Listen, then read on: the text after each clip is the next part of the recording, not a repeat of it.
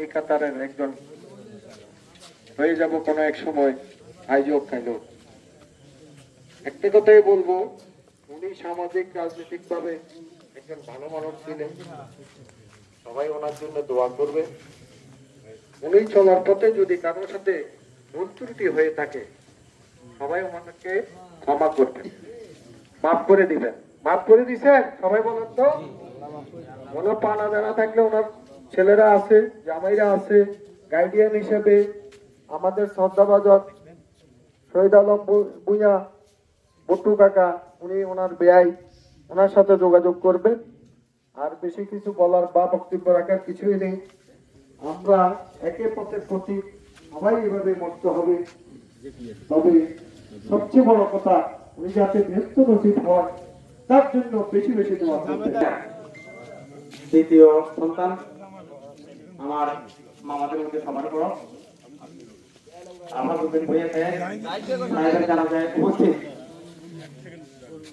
আমাদের মুসলিমবৃন্দ, আসসালামু আলাইকুম ওয়া রাহমাতুল্লাহি ওয়া বারাকাতুহু।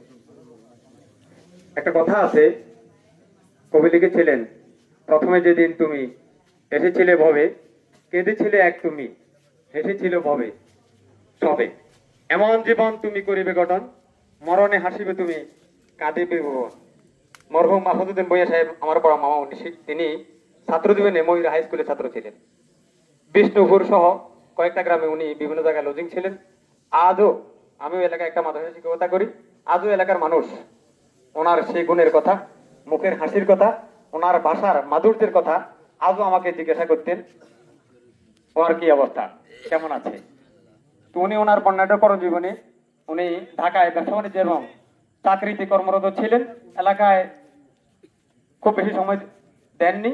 পরবর্তীতে ওখান থেকে চলে আসার পরে, ফিরে আসার পরে উনি এলাকায় অবস্থান করেছেন। আপনাদের সাথে লেনদেন, কাজ কারবার, মহামেলাতে ত্রুটি বিচ্ছুতি হতেই পারে। যেহেতু আমরা জানাজান নামাজে উপস্থিত, আমি আপনাদের সকলের উদ্দেশ্যে একটু অনুরোধ করব, আমরা দোয়া, সকলেই আপনাদের কাছে দোয়া আছে। আমি আমার কথা শেষ করছি। বিসমিল্লাহির রহমানির রহিম। উপস্থিত মরহুমের জানাজা নামাজে বিভিন্ন গ্রাম থেকে আগত, গ্রামগঞ্জ থেকে আগত মুসলিম গ্রাম, আপনাদের সবাইকে আমি সালাম জানাচ্ছি। আসসালামু আলাইকুম ওয়া রাহমাতুল্লাহি ওয়া বারাকাতুহু। আসলে আমার গ্রাম হলো দামরুপা। আমার শ্বশুর শাশুড়ি জমি কোনো অংশে কম পাইনি। এভাবে আমাদেরকে আদর যত্ন করতেন, সেটা ভাষা প্রকাশ করার মতো নয়। আমি এটুকু জানি, আপনারা আমার চেয়ে বেশি জানেন, উনি সমাজে যদিও বিভিন্ন কাজে জড়িত ছিলেন, তবে উনি সবার সাথে মিলেমিশে থাকতেন, এমন কোনো জগাদাটি করতেন না। তারপর আমার আব্বাই আসলে এদের সবাই মুরব্বী ছিলেন। আমার আব্বাই মুক্তারি করে আমার খালার এখানে বিয়ে দিচ্ছে। 50-60 বছর বয়সেও আমার খালু যেভাবে আমাদের সাথে কথা কইতেন, আমার কাকা চাচাদের মধ্যে আমাদের আদর করতেন।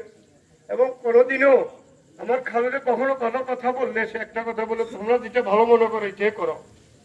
আজকে তার 70 বছর বয়সে যে কথা ছিল, ইয়ং বয়সে তার একই কথা ছিল। আমার অনুরোধ, এখানে যদি আমাদের কারোর সাথে বিপদ তার সাথে হয়ে থাকে, ভালো মন্দ নিয়ে, উনি দীর্ঘদিন ঢাকাতে ছিলেন, ব্যবসা বাণিজ্য করতে, তার একটা ছেলে বাইরে থাকে, অনেক দুঃখ, তো সে এত দুঃখ পায় নাই, নিজেরটা নিজে করে কুলে খেয়ে গেছেন। যদি কারোর সাথে কোনো বেয়াদবি করতে হয়, আপনারা আমার খালুরে, আমার দিকে সবাই, আমাদের ভূঁইয়া গোষ্ঠীর অনেক লোকে ছিলেন, ভালো মন্দ সবাই বুঝতেন, সবাইকে আরে মাফ করে দিবেন এ বলে আমার বক্তব্য এখানে শেষ করলাম। অত্যন্ত ভালো লোক ছিল। গোহারবাবাসী সবাইকে আমার আরেকবার সালাম দিচ্ছি, আসসালামু আলাইকুম। আমি আফাজউদ্দিন, মরহুম আফাজউদ্দিন ভূঁইয়ার বড় মেয়ের জামাই। আজকে আমরা এখানে ওনাকে শেষ বিদায় জানাতে এসেছি। সবাইয়ের কাছে আমার উদাত্ত আহ্বান থাকবে, আমরা ওনার 2 মেয়ের 2জন জামাই আছি। বড় ছেলে দেশের বাহিরে আছে, ওনার মেজো ছেলে এবং ছোট ছেলে দেশে আছে। আপনাদের কারো যদি কোনো দেনা পানা সংক্রান্ত কোনো ব্যাপার থাকে, জাবেদ জাহিদের মাধ্যমে, যেহেতু আমরা গোহারবাদে থাকি না, আমরা বাহিরে থাকি, জাভেদ জাহিদের মাধ্যমে আশা করি আপনারা আমাদেরকে জানাবেন। আমরা ইনশাল্লাহ যার যত যদি দাবি থাকে আমরা ইনশাল্লাহ চেষ্টা করব সম্পূর্ণভাবে ওনাকে দায় মুক্ত করার জন্য।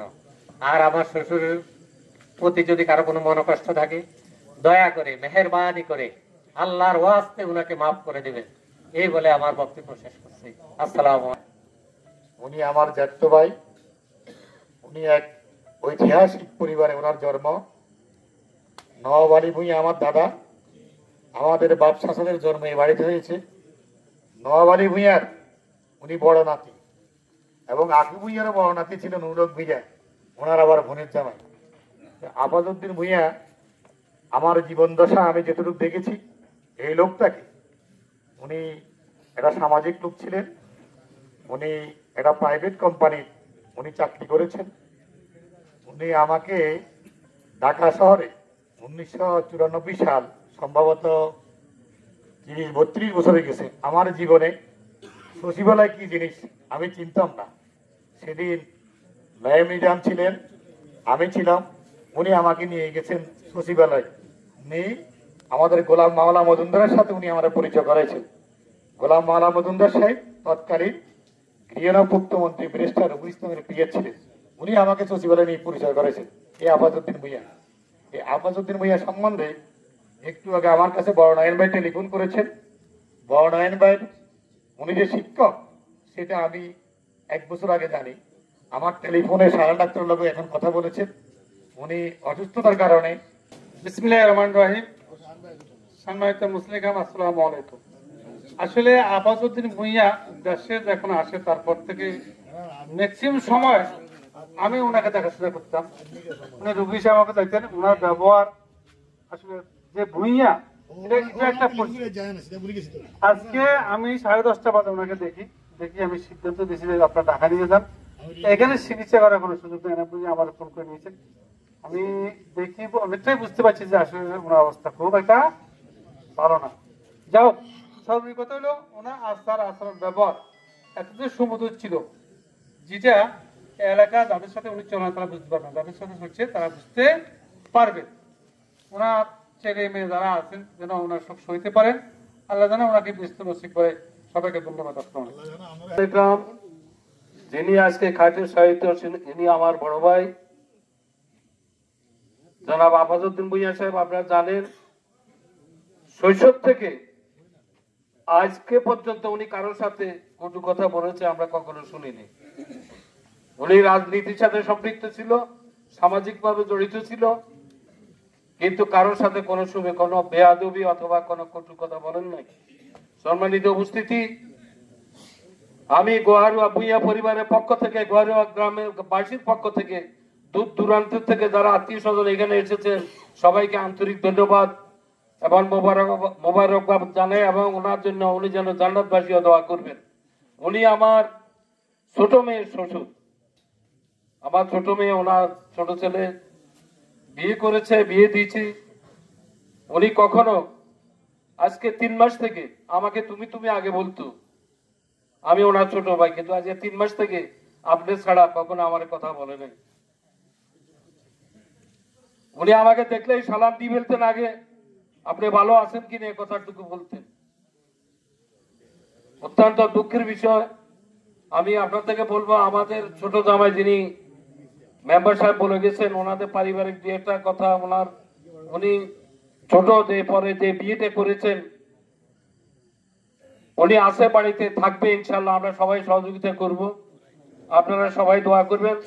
ওনার বাগিনা কামাল সাহেব আমার জামাই, আমার পুত্র, মানে আমার বাতিজাদেরকে ওদের সাথে কথা বলাই দিছে। উনি একটা দায়িত্ব নিয়ে গেছে, আমি জানি, আমি শুনেছি। আমি কামালকে ধন্যবাদ জানাই। আমি আন্তরিকভাবে সবাইকে অনুরোধ জানাবো, ওনার জন্য সবাই দোয়া করবেন, উনি যেন সর্বোচ্চ মাকান পান। আর আমাদের